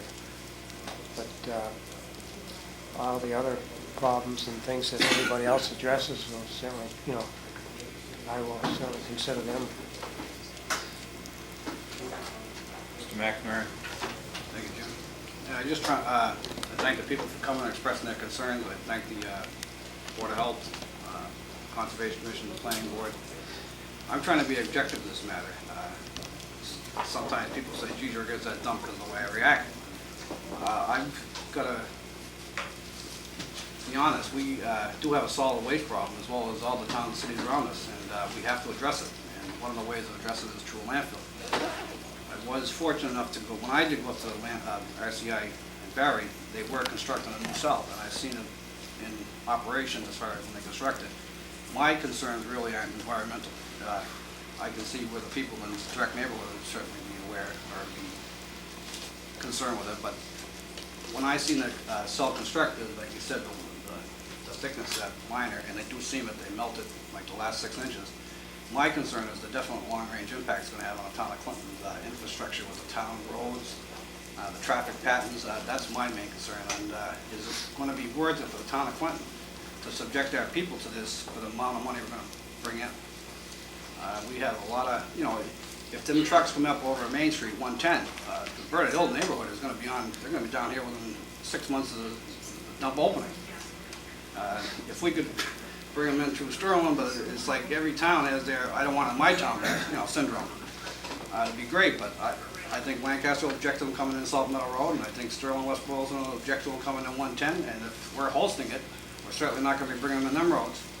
My concern is definitely with the traffic this dump would generate. They say 40 trucks a day. I don't believe 40 trucks a day. I'm thinking more in the neighborhood of 100 trucks a day. And if it's 100 trucks a day, it's probably 40 trucks, small, Clinton-type, compacted types. Then you have, and the townspeople aren't aware of, you have tractor trailers full of trash coming through. Tractor trailers. When I was up there, I spent 3 hours up there. I seen a number of tractor trailers come in. Them are big, heavy trucks. And that's my main concern. And I think Jimmy Broderick hit the nail right on the head. We've got to look at the long-range impact here and see if it is going to be worthwhile or not. And I would definitely be in favor of putting it either to the townspeople at a town meeting or more preferably at a non-binding referendum vote to the townspeople. In fact, if it was at a vote, a ballot, town ballot, I would say it'd be binding because, you get a majority of people speaking, you get 2,000 or 3,000 people speaking. Where at a town meeting, I'd go a non-binding referendum at a town meeting. But I am trying to be objective, seriously. The town of Clinton definitely has a solid waste problem. We've got to address it. If we're not going to put a landfill in, what are we going to do? We've got to put our trash somewhere. I haven't heard any other alternatives. I haven't heard any committee doing any other type of research or find something else to do with it. Go ahead. Is there a problem with continuing to use the existing Well, I think they're trying to be, trash haulers? good neighbor policy with us. In other words, we are giving, the town of Clinton is giving them the opportunity to go forward with the proposal, at least to submit a proposal. And the deal is they will take care of our trash in the meantime while all the process is going on. But I would think that they've seen that the town was against them citing a landfill in this town, or if they couldn't come to a suitable contract negotiations, and certainly they're not going to haul our trash for $30 a ton anymore. They would be going back to the $70 or $80 a ton market price, which we have. They've been good to us. RCI has been good to us, and they do run a good complex. But like I say, I don't think the townspeople are aware if the traffic is coming up over Bird Hill, or if the traffic is coming up Route 62, Sterling Street on Salt Meadow. It's going to be amazing. Yeah. Traffic And that I think double if you look generate. at it down the road, it's going to be a major overhaul of all the roads in town. I think our town roads are a mess now, and that's nothing against our Department of Public Works. That's just that we haven't spent any money on our infrastructure or on road improvements in this town in years. And we've got to start addressing these things. Thank you. Good question. I got 2 things to tell you. Number one, you have to understand, the Board of Health cannot shoot the site assignment down because somebody doesn't want it, okay? You go by the criteria. It isn't, if we shoot it down because the people don't want it, they can just go and get it overruled by the state. And the other thing, as far as the truck traffic, I don't know if anybody even paid attention. I sat down Mr. Donut and watched the parade with the gravel trucks. They come down 110 and go across Union Street, and they've been doing it for a year and a half. If they're not beating the hell out of the road, I'm not worried about the trash trucks, and we're not getting anything out of the gravel. Mr. Ward? Thank you, Mr. Chairman. I just had a couple of comments to make. A lot of the questions I have been brought up tonight also, but a couple things that I want to point out. It was mentioned that this is going to be an open process, and I hope that everyone goes out of their way to make sure that it is. To have every opportunity for anyone that wants to comment. I think the more information people get, the more realization that they can understand what's going to happen up there. And no doubt this project is going to be a tremendous impact to our town and all the surrounding towns. But we're in the MEPA process right now, and we have to continue with that. And RCI is going to have to realize that if this project is going to make it, it's only going to be done after tremendous, tremendous scrutiny. And that anyone that wants a say is going to have a say, if it's up to me. My initial, just getting back to the environmental impact report, which we're here to discuss tonight, my initial reaction was that it was very vague. There was a lot of information there, but there was a lot of fluff there. And I think the planning board and Mr. Broderick's presentation did a great job, and looking through it quickly, did come up with some significant points that I think need to be addressed further. I'd like to see a recommendation from this board to MEPA to require a supplemental impact report to be done to address some of these problems, and more specifically, in more detail, so that we do know, we do have a handle on what's going on and what we're getting ourselves into. And I also like to appreciate everyone coming up tonight, and I hope that each meeting and each hearing we have, there's more and more people come up. And to encourage everyone that has a concern, whether a board or a private citizen or anyone from Clinton or any town, to write to the MEPA unit and to express those concerns, and hopefully some of these will be addressed. Because we don't know right now where it's going, but if it is going to be there, we want to make sure that every base is covered. And just to make a comment on my point from putting it to a vote, I think we need to discuss the process amongst ourselves to see at what point that we can maybe get a consensus of the town, and I would like to see that personally, to get a feel of what everyone thinks about it, because it's not going to affect me or the Board of Health or the Conservation Commission specifically. It's going to affect everyone. And I think it's vital to give everyone a chance. But there are a lot of problems. If you want to talk traffic, safety, water quality, whatever. I mean, there's some point it's questioning the life of the facility now, and assuming a road access which hasn't been determined. So I think it's still got a long way to go, and I hope that we can have more and more of these meetings, and to give everyone a chance to make an intelligent decision. But immediate process, we have to comment to MEPA very soon, and I hope that from this board will be a request to have a supplemental impact report done to go into further detail on some of these major points. So, thank you. Thank you, Mr. Ward. I'll end it up in Paul. I just have one question. Yes. What kind of a timetable are you looking at, Jim, for all of this to take place? In other words, the boards have sent their letters of recommendation, the planning board has sent their questionnaire. What is do you have any kind of a time frame in mind as to how this whole thing is going to progress? We're going to have to move fast on it within a week or two. And Move in what, doing what, Jim, in what direction? Well, discussion, I was going to mention what, let me go through this here and then I'll come back to you. I had a few things here and I thought maybe it might clear a little bit, but I don't know if it will enough. We're talking about these trucks coming in and they're going out empty. I thought, when we were talking about that project, that some of these trucks going out empty would probably haul a lot of this excess wood chips and whatever we process up there, and that's a cost efficiency thing for them. I think some of those trucks would be used for double duty. I don't think every truck is going to go out there empty. I think they probably would do some of that. I don't know. Monitors, who's going to monitor it? The town of Clinton to see what goes in. That bothers me a little bit. But I ain't going to go into this because What I'm going to do is, I'm going to request that we have tapes of this, and that each member of this take a tape, get a tape, and we give it to each of the members, and I'm going to have them look at it again and go over and take what's been said here by Mr. Carboni and Mr. Broderick, Mr. Gibbons, Mr.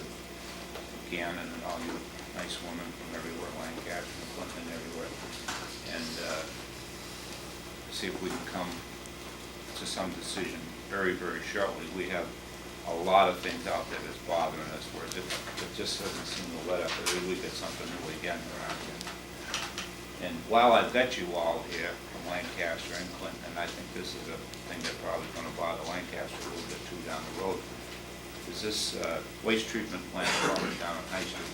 This is a big issue with us. We have sent some letters to the governor, and some letters have gone out to the lieutenant governor, and we're asking private citizens from both towns, if you would, help us to send a letter to the governor stating, some of the letters, I'll just take a piece out of them. It's appalling to think that an issue such as important and potentially devastating as this is being discussed and compromised without the town of Clinton's involvement. As Chairman of the Board of Selectmen, I ask that you uphold and honor the agreements, legislation that generations have worked to solidify between the Commonwealth of Mass and the town of Clinton.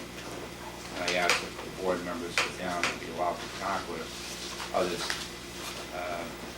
I'm disappointed the issues concerning the plan have been discussed without the knowledge and input of the town of Clinton, especially the Board of Selectmen. I'd like to remind you that there are moral and legal obligations the Commonwealth of Massachusetts must fulfill, and every governor has honored them.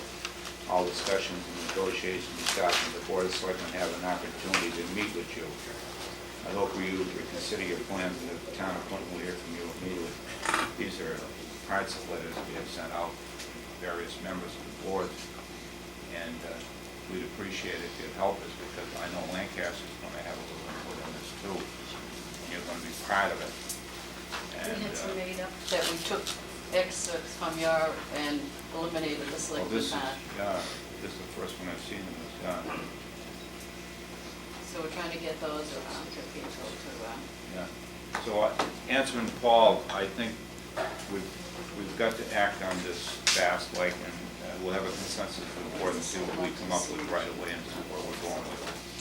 Because I know this thing wants to move along. I know the various boards, everything. We'll have more meetings anyway, and I imagine the Board of Health and the Conservation and the Planning Board will all meet again on this at various times, and they stated that they will advertise the meetings, that all the people will have a chance to come and talk. If you have any suggestions, Paul, I'd be glad to accept them, if you have anything in mind. No, I didn't have, I just want to know what the normal process, and I see this chart here on the site assignment. I don't have one. And Tony, where are we right now on this? We pushed the public hearing period ahead 30 days. We had asked for a 30-day, or 60-day extension, but they can only grant 30 days at a time. So we're at, wherever it says public comment or something, there's 30 days, Right. 21 days. Public hearing.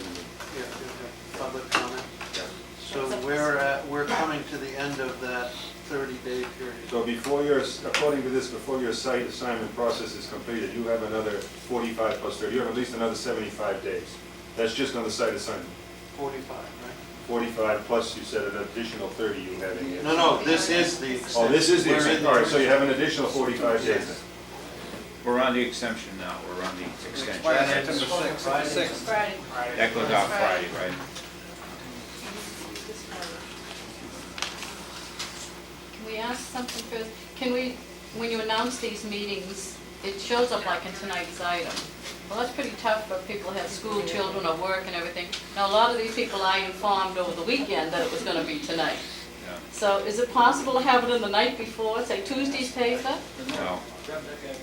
We don't own the item, and we have our own problems. Well, Get just the give stuff in, just too. give a couple of us phone calls even, we'll make sure that it gets out. That's how they found out ahead of time and like that, 'cause you kind of have to plan your day. I'm not giving anybody a shot. There was something in there tonight, you had to sign up by the 4th of July, but,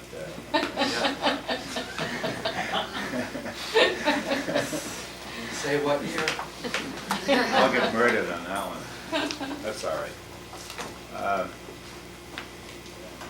don't know, Mary, what to tell you, because that's up to the various boards and everything. If they can get it down in the item breaks, we'll put it in for them a couple of days ahead. Well, you have to know because it's gonna be your meeting, so it has to be, you have to be told at least a day ahead of time. Yeah, well, anything that has to do with us, we Yeah. know what our meetings are. We meet every Wednesday night at 7 o'clock, and Richie sets up our schedules. And if we come back a different night, we'll just have to advertise it as legal notice. Well, we don't, if just say if the landfill, it's gonna, topic's gonna be, say, next Wednesday, put it in Tuesday's paper some way. Yeah, that'll be All right. Richie's. Jim, Yes. whatever happened to the incinerator that was supposed to have been built to take care of our rubbish? Oh, that was your time. Up in ashes. We're going back to, that's 2020. Moratorium on incinerators. That's, State says you can't. that's way, way back, yeah. Because the state doesn't allow that. That was Chairman? way back. Yes, John. Before you do close, and people leave, I think my colleague Michael had a good idea, that the reason why we are here tonight is it's the end of the process, as far as the commenting process. We're only 2 days away, and I think Mike had the right idea, we should ask for a supplemental condition, report. And I would like to go on record as supporting a lot of these questions the planning board has submitted. I don't have any expertise in that area at all, and I think they did a good job. The Board of Health probably has some written, do you have any written concerns, or you just? We submitted a letter, as far as criteria goes, We're tight. yeah, Technically, we're tight. we can't deny it because it meets all the criteria. Yeah, but we can ask MIPA to request them to do a further detailed report. Right, 'cause our hands are tied then. That's fine. There's a lot of valid questions in here. I only had a few minutes to just quickly scan that, and there's some legitimate questions that I think should be answered. Maybe I'd like to have the board go on record and send this down. DEP also looks at the criteria at the same time we do.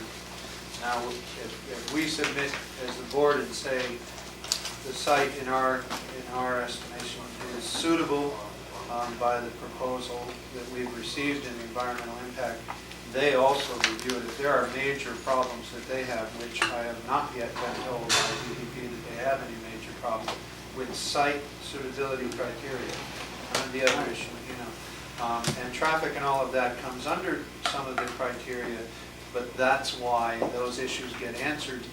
The board seeks those answers and clarification because it's part of the criteria.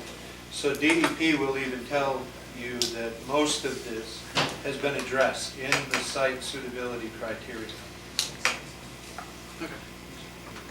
I still would like to go on. Well, yeah, you can do that with me. I would put that in form of motion. Maybe you should make the motion, Mike, if you know what you want. I think we need some more questions answered.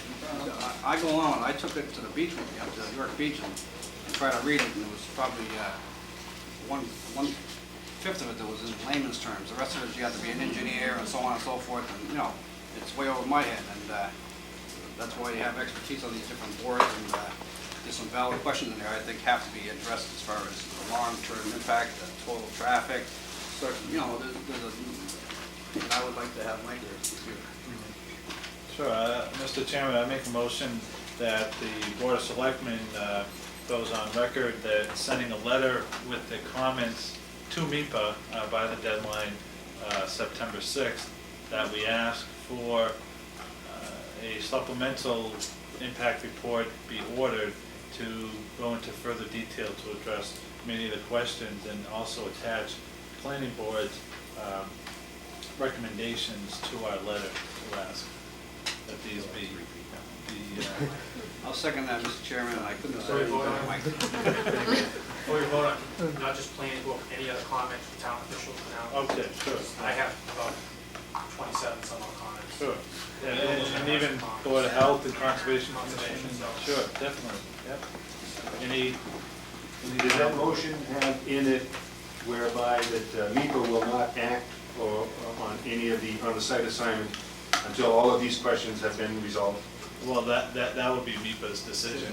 They'll have to make that decision if they want to order the supplemental, and I believe the site assignment would have to be predicated on completing the final draft of the environmental impact report, which will be approved by MIPA. So it'll be their decision whether to order a further detailed study or to finalize this draft. Assuming that they turn down the request, right, then we only have 45 days to act. And then it goes to MIPA. And if MIPA says, okay, we don't have any say in And it goes it, to we're MIPA. dead then, in the water. So that, we have to be pretty careful. We've got basically 45 days if they turn down this request of the motion. Right. But I And then we have no voice in the matter at all. But I would hope and I would think that with such a huge project that's going to present such a tremendous impact, that they would, allow, if we get this volume of comments, that they would allow further study. How quick Because would we they act on it? Well, that's up to them then as to. Well, we're using up time in the meantime then, right? Paul said. No, that's Oh, plus it's MIPA's time, not our time. Oh, all right. We have to make our And that- comments by September 6th. And that And takes then about- MIPA has X amount of days to come up with their decision, and we take it from there. There's What a, does it take to call a special town meeting? no, we got something else right now.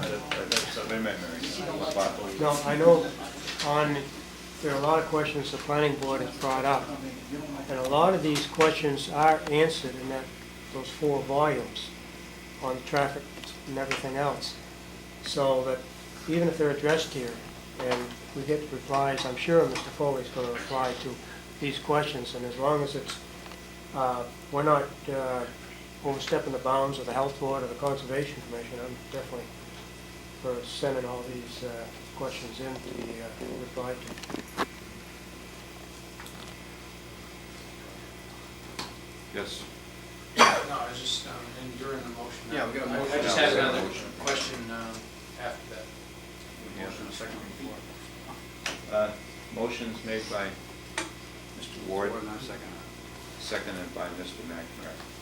Michael, you'll have to go through that one again on that one. What the motion will do Yeah.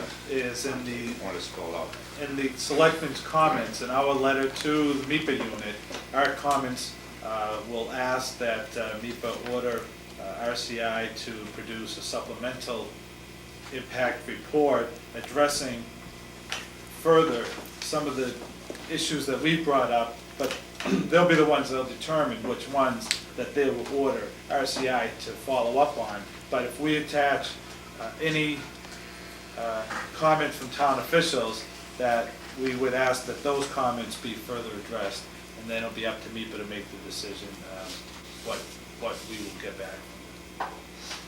Any question on the motion? Take a vote. Mr. Ward? Aye. Mr. McNamara? Champion?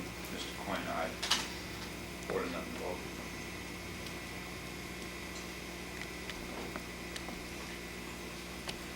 Yes. Before we close, James. I have another We have question. one. It was, I think it was brought up before at a previous meeting, but I think it's probably something that the town should consider, and that is to hire an outside engineering firm that may be able to come in and answer or review some of the technical questions that exist on a study of this type. I know that the planning board, when they're faced with a lot of plans, we have the option of going to an outside independent firm, and the charges for their review of these are back charged to the applicant. And I think that the last time Mr. Foley was in, he was amenable to that. I mean, well, let me put it this way, he wasn't completely opposed. He understood that that could become part of the process. And in a situation of this type where there's a lot of technical details, we find it very useful on the planning board to have an independent engineering firm review it. And it's not really, it's not an overly involved process, but what it is sometimes there may be some technical features that could not be brought up by the layman, myself included, and I don't know if that's something that the town should consider. Just on the basis of the fact that it is 4 volumes. I myself, in going through this, a lot of the questions, we didn't find answers in those 4 volumes to a lot of the questions, and that's why they were raised. I I don't know if that's something the town should That, consider. that feature is allowed to the board Right. down the road, and RCI does pick up the tab on it, right, Rich? And I think it's about $30,000. Yeah, it's a no cost to the So, town I to do mean, that, it's- and I think it's something that and- would be in the best interest. It's something we plan to do, so Yeah. I'm pretty sure the board will allow that. All right, one final question, Mr. Klein. Could we get Mr. Montori to run through the total process, the time, and what is involved in this? As I think it would behoove us as individuals to know what the process is. Phone reach over there. Here goes somebody low. Maybe Richard can come up to the Up desk. here, yeah. First thing that has to be stated is the report that we have in front of us that we're discussing today is the draft environmental impact report. All of the concerns that we send down in our letter have to be addressed in the final. What happens is the environmental affairs, the Secretary of Environmental Affairs Office will look at all our concerns, decide which ones are legitimate enough to be answered again in the final environmental impact report, which will be submitted back to the town for review. After that, the site assignment process begins. The Board of Health has 45 days to make a decision. Within that 45 days, if the town needs an extension or whatever, I'm sure that can be accommodated. One of the things that's important for the Board of Selectmen, and we discussed it with Mr. Foley as well as amongst the board members, that when the site assignment process begins, it's important to start the contract process. Because once site assignment is given, and the town loses many bargaining chips to get things in the contract that you're going to want. There are minimum standards that RCI has to meet, but that should be satisfactory to the town if this thing does end up coming to town. So I would recommend to the board that when the site assignment process begins, that not only an engineer be considered to be hired, but a law firm be considered to assist town council in negotiating this contract. Someone that has expertise in environmental law, someone that has expertise in negotiating contracts, because I know from different conferences I've been to and meeting with RCI, the person that's going to be negotiating is the best in environmental law and has negotiated other contracts concerning landfills, and his only client is RCI, so I suggest we get someone to meet the expertise that RCI has. After that, if the Board of Health gives site assignment, then again, as Tony had mentioned earlier, it goes to DEP, and DEP does another review. And they have the opportunity to say that, yes, site assignment should be granted in the landfill to be put up there or not. At every stage, there is an appeal process for citizens. If citizens don't like what the Board of Health did, or what DEP does, it's happening right now in the town of Douglas, they can file suit or bring this to an appeals court to have it overturned. And I would suggest that, and I'm going to do the same, is I'm going to find out exactly what happened in Douglas and the chronology of what happened in Douglas, why it all of a sudden has ended up in court. There was an article in the Boston Globe this past weekend that there was suit being filed against DEP and I think possibly the Board of Health for grants of the site assignment for the Douglas landfill. So there are, every step of the way there are options. And after all the stages are exhausted, then if the courts and DEP and the Board of Health all agree that site assignment should be granted, then the landfill would be granted. That's it in a nutshell. And I don't know it in detail, that's my understanding of it. Thank you. Okay, is that it? Close the meeting. Jimmy, one other thing. Mass Water Resources Authority has sent down comments on their own. I'm sure you're going to see comments from the National River Watershed as well as other organizations. There's copies of the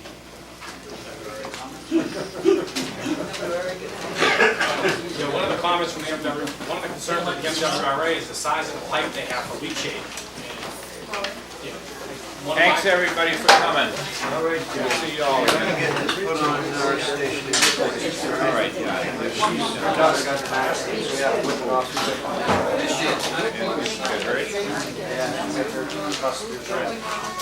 We gotta whip it off. We wanna put it on. We just gotta do it quick. You can make copies. We're going to take a 5-minute recess.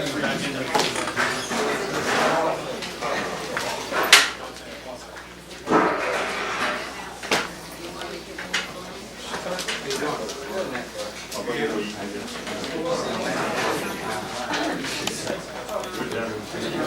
right back, 5 minutes.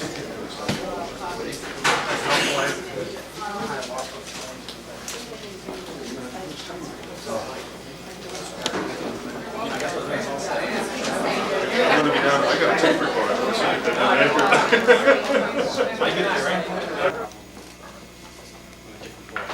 Board of Health will have some to be done in the week, and I'll submit that back next week. All of the members got copies of these now? Yeah. I don't have copies of letters that were sent to The packet this week is all informational.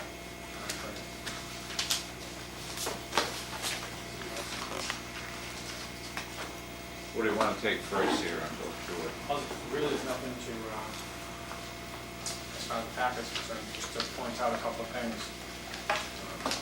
You want to make these appointments tonight No. for what we have? What I, We'll come over. everything's to be looked over for next week. Right. You have your appointment, list of vacancies and appointments need to be made. Ready to review them. There's a memo on the end of your packet that can be sent to the law committee members to be at the meeting next week. That kind of discuss the Inspector General's report for the law committee as well as the MWRA and. We'll them together, all right? A lot to read.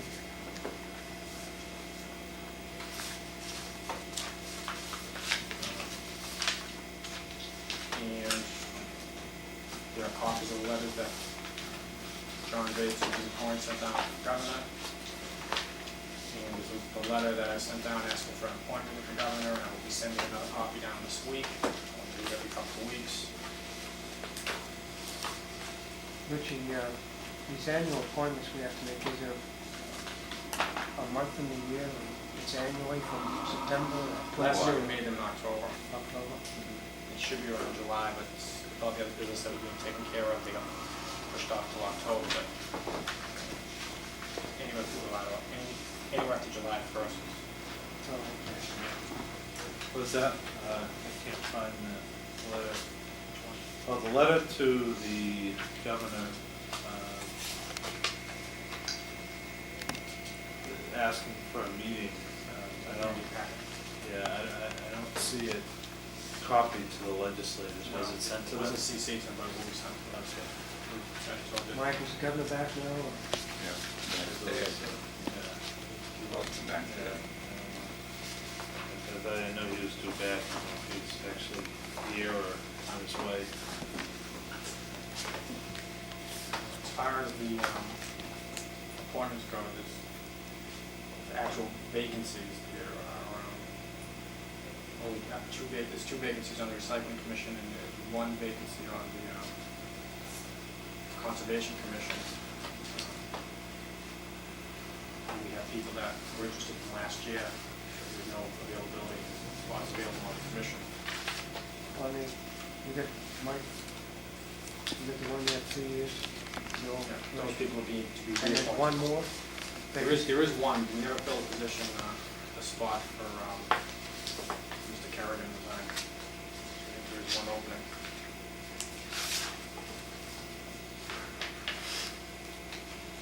Would that be a 3-year too? Or? Yes.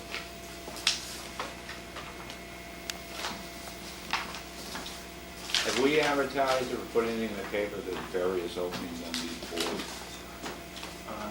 No, because we just got the list tonight, and the only openings are the ones I just mentioned. I still put something in the paper on those. Last year what we did, we advertised all positions regardless of if people were seeking reappointment or not. Now, we have people that's looking for recycling. Did you have some names? Do we have some names around? It wasn't named, but I think the person withdrew their name. Yeah. McNamara was the last one we put Well, I'm on? sure Patrick McNamara and some of the others. He was the last one, wasn't he? Well, he probably has some letters, maybe some people that express interest, so I'm sure he'll let us know. Come on with the original quote. Yes. Joe Kirby was the last one we put on. Well, Joe Kirby we added on, yeah. Joe There was an Kirby. opening and we put Kirby in there, that's right, yeah. I'd like to see that George Weeks Fund thing go up through because that's, no money in it, but it does handle that first week's fund, you know. I suggest you advertise the whole thing. Yeah, we could put some of them in there. Or what do you want to start with? That's it. That's all I had. The only thing I wanted to ask the board is, How about that sand and gravel? oh yeah, do we ask permission on that? Bid open. Wants to advertise.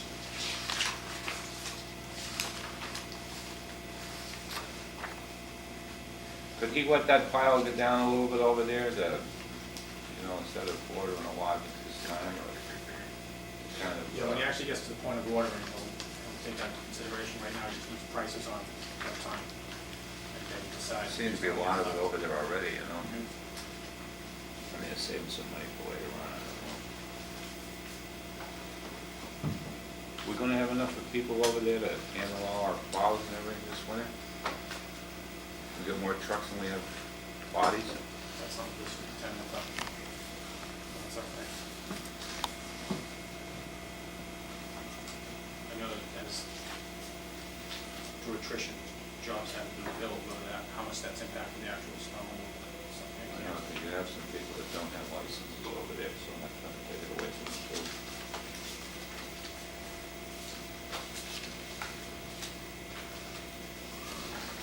Is there any problem with advertising for the salt sander? John, on my behalf, No?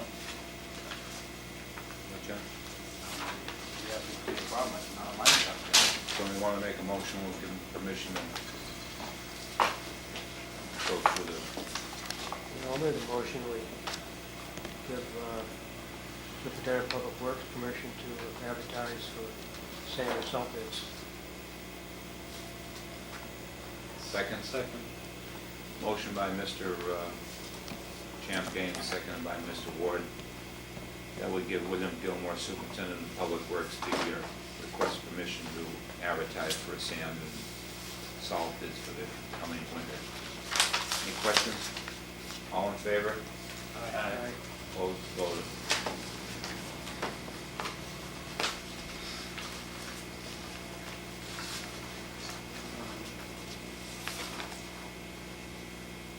One of the things that was discussed at the last meeting is, when we're at a town meeting, and I wanted to ask the board if they could maybe get the finance committee in prior to the 18th, or if the 18th was a definite meeting, that we schedule a town meeting as soon as possible, preferably first week in October, because the longer we wait on getting a town meeting together, the longer it's going to take the tax bills to get out. The longer it takes the tax bills to get out, the more of a cash flow problem we're going to have. Yep. And it's important that we set a tax rate. And along those lines, I just wanted to inform the board that the treasurer will be accepting bids tomorrow to borrow an additional $530,000 as needed for cash flow purposes.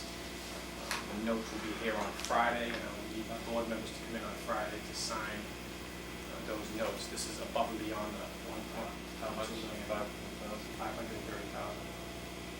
That's in addition to the $1,260,000 that we already borrowed and the board already signed at a previous meeting. This is one of the concerns we had prior to fiscal year beginning, and one of the reasons why we advocated quarterly tax bills was just for this purpose.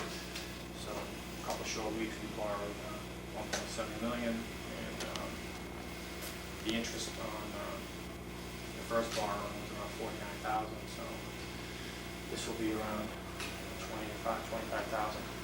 Budget for anticipated interest. $56,000 in the account.